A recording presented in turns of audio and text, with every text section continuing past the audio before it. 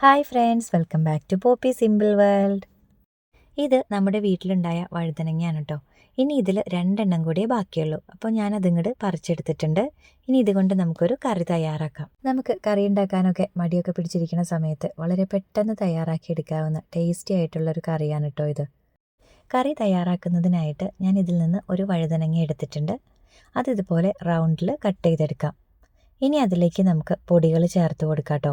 ആവശ്യത്തിന് ഉപ്പ്, മഞ്ഞൾപ്പൊടി, മുളക് പൊടി, അതുപോലെ ഒരല്പം കായത്തിൻ്റെ പൊടിയും കൂടി ചേർത്ത് കൊടുക്കാം.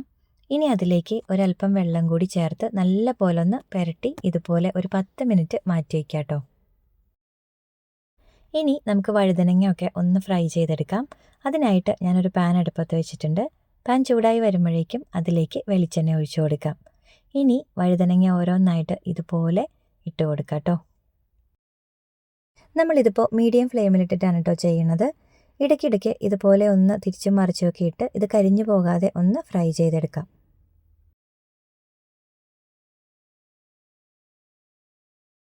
ഇതിപ്പോൾ പാകത്തിനായി കിട്ടിയിട്ടുണ്ട്. ഇനി നമുക്ക് ഇതൊരു പാത്രത്തിലേക്ക് കോരി മാറ്റി വയ്ക്കാം. അപ്പോൾ വഴുതനങ്ങയൊക്കെ ഫ്രൈ ആയി കിട്ടിയിട്ടുണ്ട്. നമുക്കിനി ഇതേ പാനിലേക്ക് തന്നെ തൈര് ചേർത്ത് കൊടുക്കാം കേട്ടോ. ഒട്ടും പുളിയില്ലാത്ത നല്ല കട്ടിയുള്ള തൈരാണ് കേട്ടോ. അത് നന്നായിട്ട് ബീറ്റ് ചെയ്ത് എടുത്തിട്ടുണ്ട്. അത് ഈ പാനിലേക്ക് ഒഴിച്ചു കൊടുക്കാം. നമ്മൾ തൈര് ഒഴിക്കുന്നതിന് മുന്നേ ചെറുതായിട്ട് ഒന്ന് പാൻ ചൂടാക്കിയിട്ടുണ്ടായിരുന്നു. അതിലേക്കാണ് തൈര് ചേർത്തിട്ടുള്ളത്. തൈര് ചേർത്ത് കൊടുത്താൽ പിന്നെ നമ്മൾ ചൂടാക്കി കൊടുക്കേണ്ട ആവശ്യമില്ല കേട്ടോ. ഇനി ഇതിലേക്ക് നമ്മൾ ഫ്രൈ ചെയ്ത് വെച്ചിരിക്കുന്ന വഴുതനങ്ങ കൂടി ഇട്ട് കൊടുക്കാം. എന്നിട്ട് ഒന്ന് നല്ലപോലെ മിക്സ് ചെയ്ത് കൊടുക്കാം. ഈ സമയത്ത് ആവശ്യമുണ്ടെങ്കിൽ ഉപ്പ് ചേർത്ത് കൊടുക്കാം കേട്ടോ. ഇത് പാകത്തിന് ഉപ്പായതുകൊണ്ടാണ് ഞാൻ ചേർക്കാതിരുന്നത്. ഇനി ഇതിലേക്ക് വറവ് ചേർക്കാം. അതിനായിട്ട് ഞാനൊരു പാൻ അടുപ്പത്ത് വെച്ചിട്ടുണ്ട്. പാൻ നല്ലപോലെ ചൂടാകുമ്പോഴേക്കും അതിലേക്ക് വെളിച്ചെണ്ണ ഒഴിച്ചു കൊടുക്കാം. ഇനി അതിലേക്ക് കടുക് ഇട്ട് കൊടുക്കാം. കടുകൊക്കെ ഒന്ന് പൊട്ടി വരുമ്പോഴേക്കും അതിലേക്ക് ചെറിയുള്ളിയും വറ്റൽമുളകും വേപ്പിലയും കൂടി ചേർത്ത് നല്ലപോലെ ഒന്ന് മൂപ്പിച്ചതിന് ശേഷം കറിയിലേക്ക് ഒഴിച്ചു കൊടുക്കാം. അങ്ങനെ തൈര് ചേർത്ത വഴുതനങ്ങ കറി തയ്യാറായിട്ടുണ്ട്.